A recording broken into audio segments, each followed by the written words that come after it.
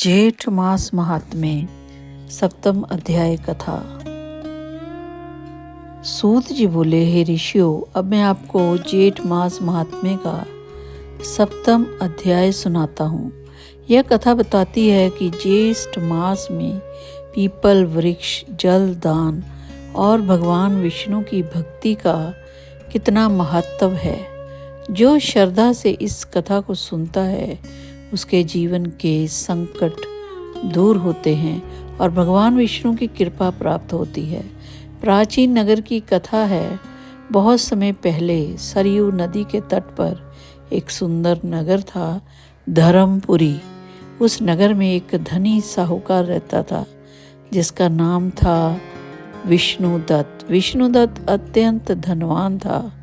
उसके पास बड़े बड़े भवन, नौकर चाकर और अपार धन था, लेकिन उसके अंदर एक बहुत बड़ी कमी थी। उसे अपने धन और शक्ति का अधिक घमंड था। वह गरीबों और साधुओं का हमेशा अपमान करता था और उसे पूजा पाठ और दान पुण्य भी बिल्कुल व्यर्थ लगते थे। उसी नगर में एक वृद्ध साधु रहते थे जो प्रतिदिन पीपल वृक्ष के नीचे बैठकर भगवान विष्णु का ध्यान करते। लोग श्रद्धा से उन्हें जल और भोजन अर्पित करते थे। ज्येष्ठ मास का आगमन, धीरे धीरे ज्येष्ठ मास आया। सूर्य की तपन इतनी तेज और भयंकर थी कि धरती जलने लगी। नदियों का जल कम होने लगा।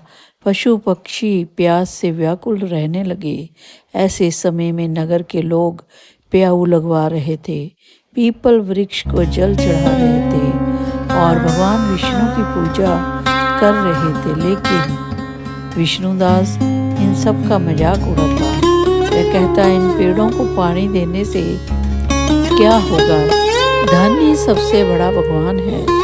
साधु का अपमान। एक दिन दोपहर के समय में वृद्ध साधु अत्यंत प्यासी अवस्था में विष्णुदत्त के घर पहुंचा। उन्होंने विनम्रता से कहा, पुत्र, थोड़ा जल मिल जाए तो बड़ी कृपा होगी। लेकिन विष्णुदत्त क्रोधित हो गया।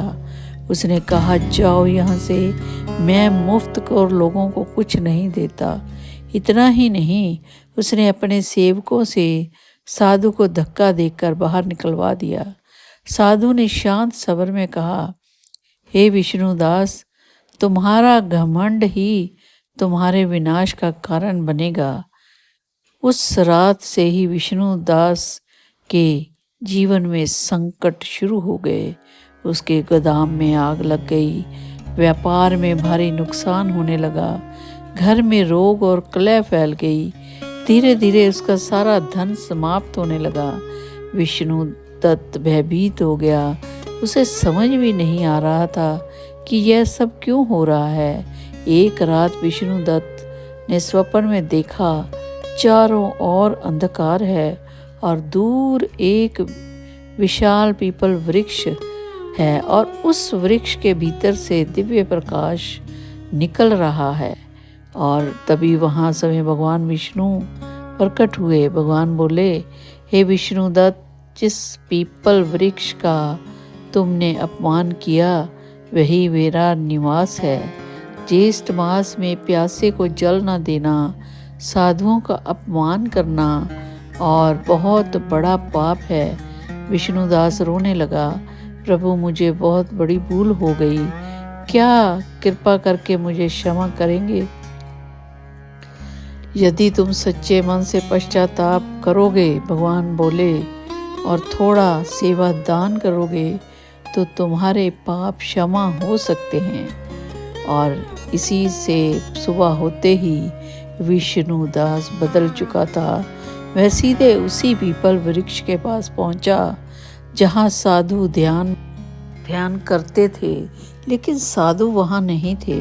विष्णुदास रोते हुए पीपल वृक्ष के चरणों में गिर पड़ा। उसने श्रद्धा से जल चढ़ाया, दीपक जलाया और भगवान विष्णु का नाम जपने लगा। फिर उसने पूरे नगर में प्याऊ लगवाए, गरीबों को भोजन करवाए और साधुओं की सेवा करने लगा।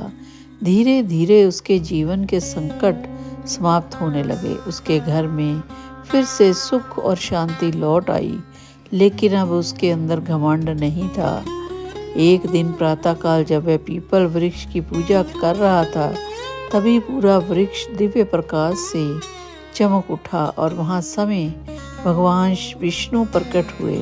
भगवान बोले, हे भक्त, जो मनुष्य ज्येष्ठ मास में पीपल वृक्ष की पूजा करता है, जल दान करता है, गरीबों और साधुओं की सेवा करता है, मैं सभी उसकी रक्षा करता हूँ। इतना कहकर भगवान अंतर्ध्यान हो गए। और कथा का संदेश क्या है? सूत जी बोले, हे मुनियों, ज्येष्ठ मास हमें यह शिक्षा देता है कि घमंड विनाश का कारण है, सेवा सबसे बड़ा धर्म है और पीपल वृक्ष में समय भगवान विष्णु का वास होता है। जो व्यक्ति इस मास में श्रद्धा से पीपल की पूजा करता है, जल दान करता है, तुलसी पूजा करता है और भगवान का स्मरण करता है, उसके जीवन के सभी संकट दूर हो जाते हैं। तो भक्तों, यदि आपको यह दिव्य कथा पसंद आई हो तो वीडियो को लाइक करें, शेयर करें और चैनल भक्ति में यात्रा को सब्सक्राइब जरूर करें और कमेंट में लिखें, जय श्री हरि विष्णु। इति ज्येष्ठ मास महात्म्य समाप्त।